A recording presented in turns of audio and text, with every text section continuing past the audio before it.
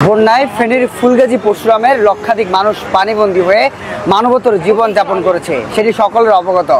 ফেনীর তাড়নায় দেশের বিভিন্ন অঞ্চল থেকে সরকারি, বেসরকারি এবং ব্যক্তি উদ্যোগে যে যার যার মতো এগিয়ে এসেছে এখানকার বন্যা দুর্গত, বন্যা কবলিত মানুষদের সহায়তা নিয়ে। বিশেষ করে ফেনীর ফুলগাজী, পরশুরাম, সোনাগাজী, দাগনভূঞা, ছাগলনাইয়া সহ 5টি উপজেলা এবং ফেনীর সদরের শহর সহ সবগুলো জায়গায় কোনো না কোনোভাবে ত্রাণ পৌঁছেছে। এই একটি ভাই, তিনি দীর্ঘক্ষণ ধরে ফেনীর টাং রোডে অবস্থান করছে, ঠিক শহীদ মিনারের সামনে, যেখানে তিনি আসছে ফেনীর অদূর উত্তরে যে উপজেলাটি রয়েছে পরশুরামের বিলুনিয়া থেকে। আমরা তার মুখ থেকে একটু শোনার চেষ্টা করবো তিনি তার আজকের এখানে অবস্থান এবং তার বলতে চাওয়া সেই কথাগুলো সম্পর্কে। আপনি কোথায় থেকে এসেছেন? ফেনী জেলা, পরশুরাম থানা, গ্রাম উত্তর কাউতলি। এবং কি আমার নাম হচ্ছে যে নজরুল ইসলাম। আমি এখানে আসার উদ্দেশ্য হচ্ছে যে হাজারো প্রাণ বিতরণ হইতেছে, হাজারো সংগঠন প্রাণ বিতরণ দিতেছে, কিন্তু আমরা যারা 0 পয়েন্টের মুখে, নদীর বুকে যারা আছি, যে ফ্যামিলিগুলো নদীর বুকে আছে, ভিতরে অবস্থান করতেছি, সেই নদীর বুকে এখনো কোনো মানবিক সহযোগিতার হাত বাড়ায় নাই কেউ। কালকে শুধুমাত্র সেনাবাহিনী বিকাল 2টা বাজে শুধু চিরামুড়ি দিয়েছে, আর হয়তো সাময়িক যারা মানুষ আছে তারা হয়তো অল্প কিছু প্রাণ দিয়েছে। সে প্রাণে আমাদের এখনো চুলায় আগুন জ্বলেনি, আমাদের 51টা ফ্যামিলি। আমি আজকে ফেনী টাং রোডে আসার উদ্দেশ্য হচ্ছে যে আমার এলাকাবাসী ক্ষতিগ্রস্ত, তারা ভোগে খাওয়া দাওয়া অনেক কিছু প্লাবিত হয়েছে, ঘরবাড়ি প্লাবিত হওয়ার কারণে আমি আজকে এখানে টাং রোডে এসে এই দেশের মানুষকে তুলে ধরতে চাই।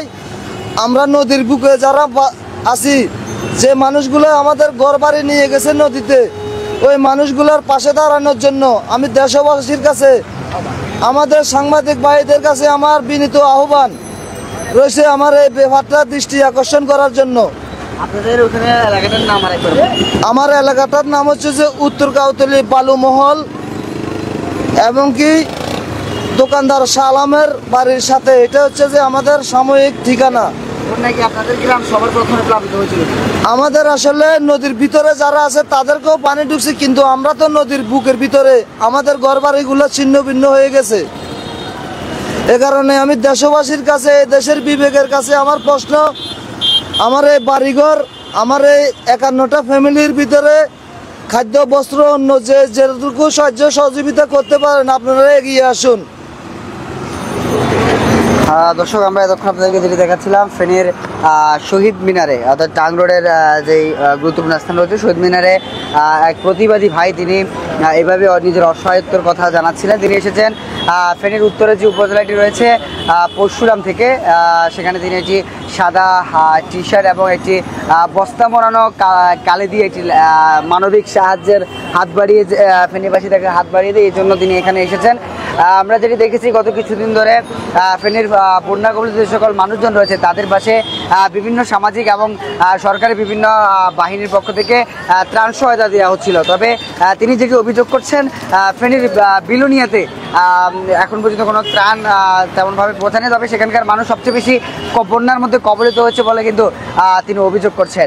আমরা দেখেছি সেনাবাহিনী, পুলিশ, নৌবাহিনী, বর্ডার গার্ড বাংলাদেশ, বিজিবি সহ বিভিন্ন সামাজিক অরাজনৈতিক সংগঠনগুলো দেশের বিভিন্ন জায়গা থেকে ত্রাণ সহায়তা নিয়ে ফেনীতে ছুটে এসেছে।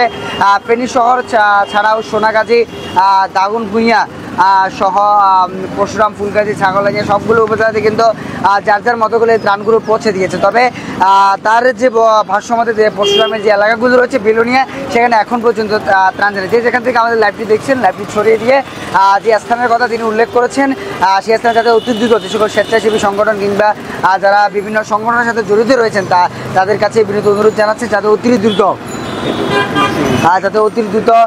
এই ত্রাণগুলো এই ফেনীর পরশুরামের বিলুনিয়াতে অতি দ্রুত পৌঁছানো হয়।